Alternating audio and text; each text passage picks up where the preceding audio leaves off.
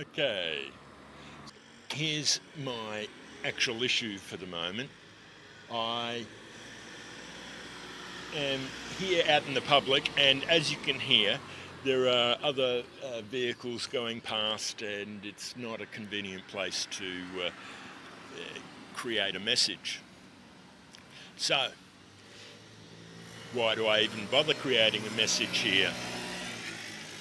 Because there is so much stuff that I have on my mind, that God puts on my mind, that I need to attend to, that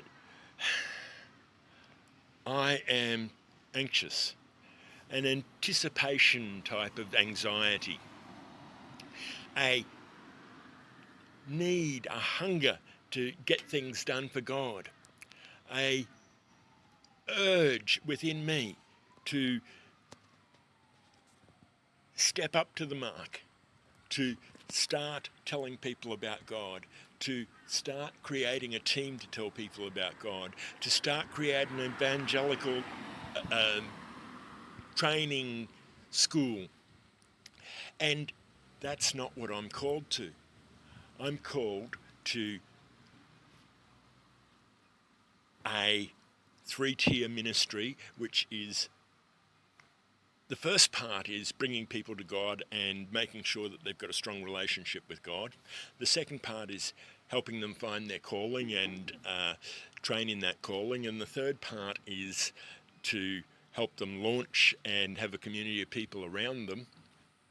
Though I am not called to do that as an individual either. It's not me going and helping each individual person, me going to their place or whatever it might be and teaching them and training them and bringing them to God, even in the first case.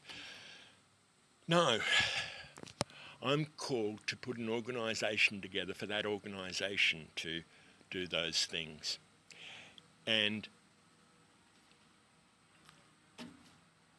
what I want to do as the first step to kick this off, is to create an evangelical team and training system. The church has had systems over the years, but none of them have been effective systems based on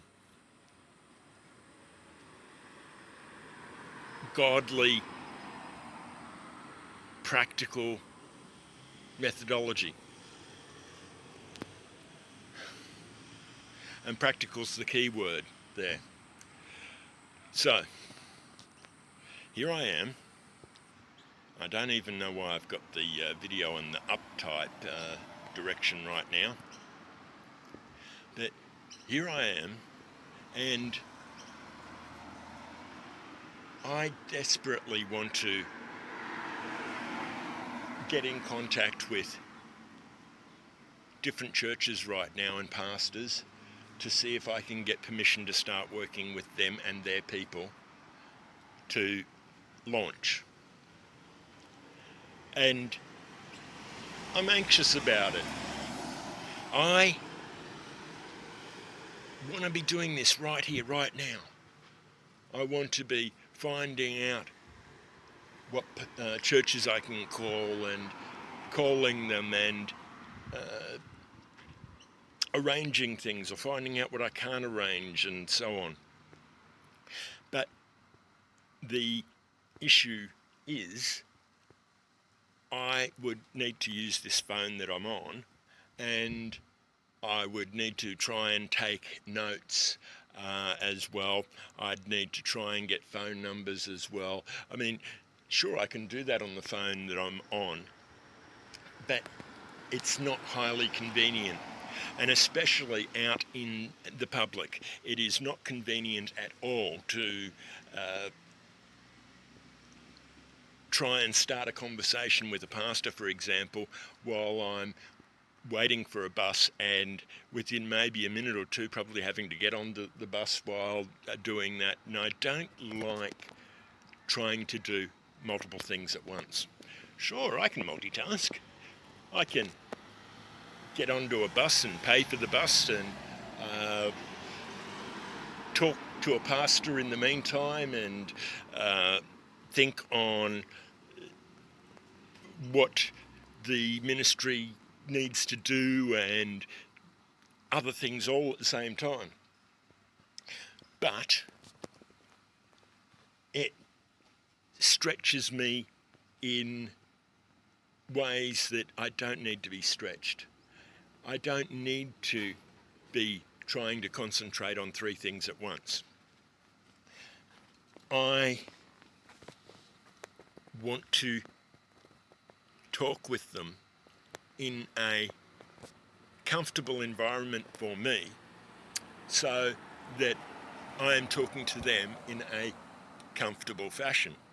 I'm already anxious enough over this. And again, as I say, anxious, the anxiety is an anticipation anxiety, a desire to get it done anxiety.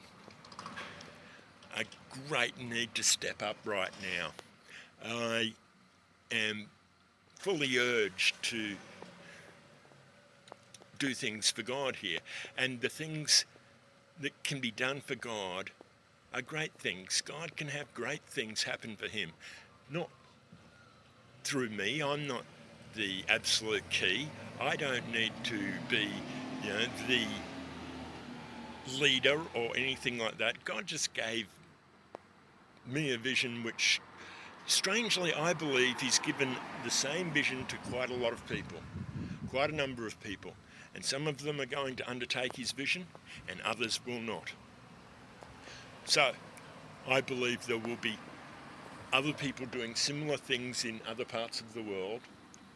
Basically, what we're doing is reconnecting the church, for one, because of the multiple denominations in this country, for example. There are over 400 denominations in this country, over 400 different kinds of church that have categorised themselves. There are other churches that don't even have a denomination. They might not even be an official church. There are many different kinds of church. And if we can get people to be members of this organisation within all those churches, then we can start to get those churches to work together for God's good. I just need to kick off in the first case with the evangelism side of things, even though there are many other possibilities. I'm happy to kick off with filling someone's church. Whose church? Well, if you've been watching my last few messages, I have a concern about the warm churches. They're not hot and on fire and growing, and they're not cold and dying. They're just maintaining the status quo. They're just keeping their regular numbers. They're really afraid of losing people, and they're not allowing anyone to step up and approach their people and talk about evangelism or anything like that, because they're afraid that if you do that, those people might not want to be there anymore. They'll feel pressured that they should be doing something for God, and you don't want people to feel pressured to do something for God, because that would scare them away. They want to be babies on milk. You know what I'm saying there. And the pastors are quite happy to keep them as babies on milk. They don't want to have their authority challenged, even if you don't stand up and say, oh, I'm going to run as pastor and get you to vote for me as pastor instead of this person, because in this country, at least anyway, we don't vote for our pastors. And some denominations may, but certainly the majority don't at all anyway.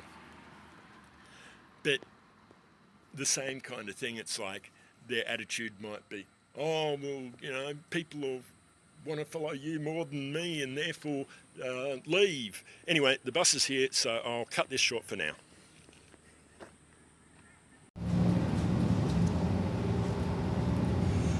So now I've caught the bus and on my way to my medical appointment. Here's my issue. I wish I didn't have to even leave the house and deal with doctors or go and get things from the chemist or anything in that regard. I wish I didn't have to go do the shopping and I could just spend all my time working on what needs to be done. However,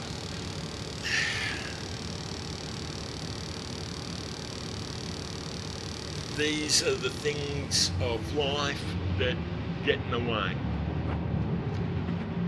Regular life gets in the way of somebody that is motivated in the same way as I am. My first question is, what about yourselves? Are you also the kind of person that is motivated to such a degree that even just doing the minor things of life are annoying? Why is it that I find it incredibly rare to find anyone motivated to even a similar level as to my motivation? That all they want to do all the time is advance God and God's work and grow the church for God. Where are you all? There's a pile of people that are going to watch this, and many of you will think, oh, that was a good message. But on the other hand, who out of that group is going to stick their hand up and say, I'm ready to step up and step out for God? I keep asking, and I don't get contacted by anyone, or I haven't been as of yet contacted by anyone with the intent to get out there and actually get some things happening. No one. So I am quite disturbed, not only disturbed about the lack of time that I have for it, but more so disturbed by the lack of motivation that everyone else has. And for those few that are motivated in some way, like pastors, they're overruled in their motivation by the fear of losing people if we were to push people even slightly. Even the slightest encouragement to start doing something in a planned, organised way is scary to them because they think the people will just want to leave. Is that what you think of your people? Well, you're probably right, because most people are not stepping up. Most people are hiding that light. They're not carrying that cross. They're scared, or they're just apathetic. They are burying that talent. We need to use what we've got, and we've all got a mouth, we've all got legs, we've all got the ability to communicate with other people. It's time to step up and do it. I have a massive anticipation anxiety at the moment. I feel like I am going to absolutely explode if things don't start happening right here, right now. I cannot sit around and wait for approval, or sit around and wait for a sign, or sit around and wait for man to stop getting in the way, or sit around and wait for anything. It doesn't matter what it is. I can't sit around and wait. I need to step up and step out and start to act. So my doctor is later than normal. There are normally one or two usually patients in front of me, which would mean that I would normally wait 20 minutes to half an hour. There's 4 in front of me today, so I'm going to have to be waiting for about 45 minutes, which on the time issues, as mentioned before, I will now be thrown out another 45 minutes. So it's taken me about 1.25 hours, an hour and 10 minutes to get here. So that's now 2 hours before I even see the doctor. And then I have to spend another hour and a quarter getting back, depending on the schedule of buses, etc., which I'll look up next. So 3 hours to see a doctor. That's annoying in